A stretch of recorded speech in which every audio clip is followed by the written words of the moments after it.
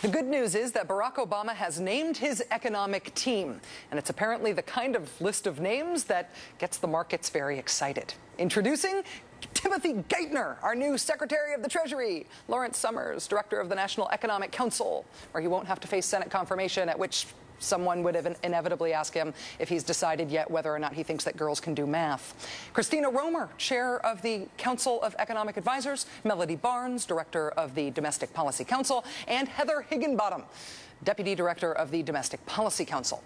The bad news for this team? They are starting a game that we are already losing by about 1 trillion points. The weird, doesn't quite make sense news about Obama's economic appointees is that a disproportionate number of them are considered to be disciples of Robert Rubin, a Clinton-era Treasury Secretary, which leads us to our first ever made-up noun of the day. Today's made-up noun? Rubinomics, named for Robert Rubin. Rubinomics, defined for purposes of this TV show today as the ardent embrace of balanced budgets, zero deficits, deregulation, and free trade as routes to prosperity. So what's the issue here? What's weird about this? Well, here's Barack Obama on Saturday. He's delivering his weekly web address, complete with semi-wilted, leggy houseplant, and somebody needs to iron that flag in the backdrop. It's sort of a postmodern, cheap FDR fireside chat. We'll put people back to work rebuilding our crumbling roads and bridges, modernizing schools that are failing our children, and building wind farms and solar panels, fuel-efficient cars, and the alternative energy technologies that can free us from our dependence on foreign oil and keep our economy competitive in the years ahead. A New Deal, a plan to not only create millions of jobs, but to do it by fixing a lot of really important stuff in the country that's broken, like our roads and our bridges and our grid, hopefully, and our trains, too. And it's worked before. I could sing you a Tennessee Valley Authority ballad if I needed to. Now, naturally, Republicans quickly criticized this plan, saying that Congress should just cut taxes more instead of spending on infrastructure. Senator Jim DeMint, who sits on the Joint Economic Committee, he says, quote, if the president-elect wants to help the economy recover, he will work with us to reduce taxes and reform the government policies that have been punishing savings, investment, and innovation for years. House Minority Leader John Boehner echoed Jim DeMint's response. He said, quote, Democrats can't seem to stop trying to outbid each other with the taxpayers' money. We're in tough economic times. Folks are hurting. But the American people know that more Washington spending is not the answer. Spending isn't the answer? Really? Businesses shutting down because there's a recession and a credit crunch, the likes of which gave us the first New Deal? The historical facts are not really on Congressman Boehner's side here.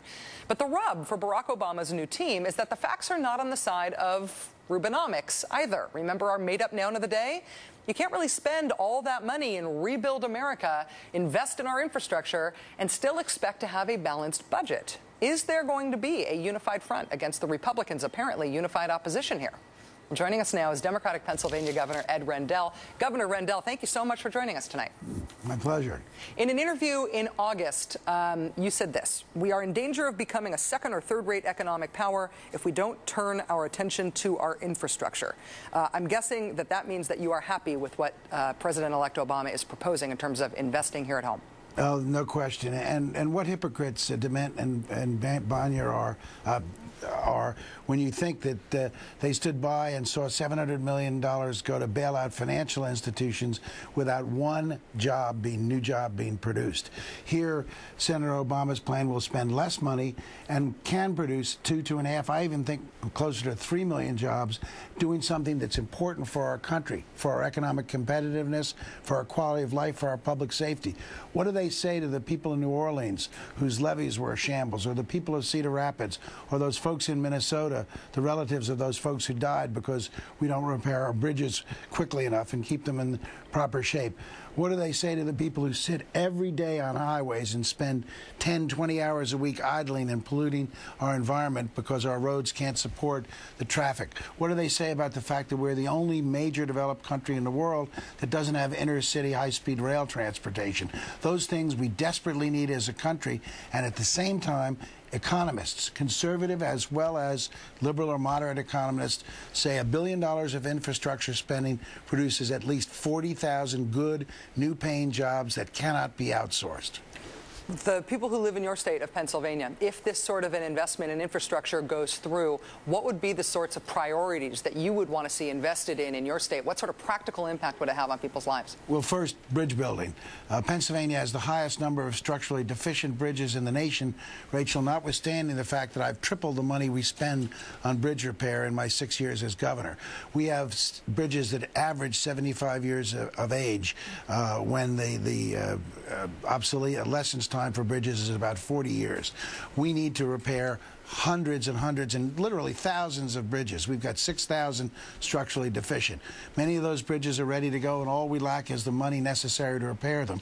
And when you repair a bridge, you tear it down, you put in new steel, new asphalt, new concrete, new lumber. Just think of all the orders for Pennsylvania and other states' businesses. That's the way to create an economic recovery, create jobs and orders for American businesses, orders for steel companies, concrete companies, and the like. On Election Day, voters in your state, Pennsylvania voters, approved a $400 million clean water bond referendum. You have political experience calling for more infrastructure spending, despite the opposition inevitably from people who say, how are you going to pay for it? How do you sell these things politically? How do you make the case to voters that spending is the right thing to do, even if it puts us way into red ink? Because just like you don't like the word infrastructure because it's boring, I don't like the word spending. I tell my constituents that we're investing in our future as a state. When we borrow money to build our infrastructure, we're investing in making a better Pennsylvania for our children. And that's important. There isn't a business out there, you know, Republicans are always saying, let's do it more like business. Well, there isn't a business out there that grew successful that didn't borrow money at some key time and invested in its own growth. Government's no different. We have to invest in our future. And our future investments mean everything from wastewater and sewer, clean water systems, airports, ports, roads, you name it. There's so much to be done, so much good to be done, and so much economic vitality will come from doing it. We're excited. And by the way, I don't think President Obama is going to face a united Republican front against this.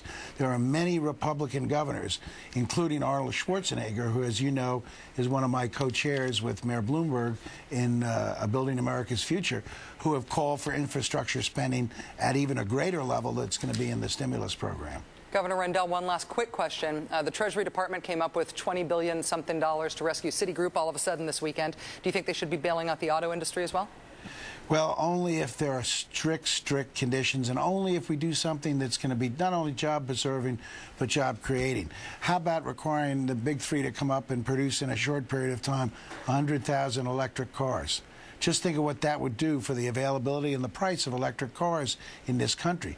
Do something positive. Let's have a plan. If we have a plan, it's worthwhile bailing them out. But to give them money unrestricted makes no sense, and I think Republicans and Democrats are uniform in that belief. I would be with you on that with the auto industry, but I'm starting to feel that way about those banks, too. Well, I agree. I wouldn't give the banks a dime unless they were required to take 60 or 70 or 75% of the money we give them and loan it out in credible loans in a relatively short period of time. Bingo. Let's force them. Let's force them to extend credit to Americans so we can get this economy moving again. Pennsylvania Governor Ed Rendell, thank you very much for your time tonight, sir. Thanks, Rachel.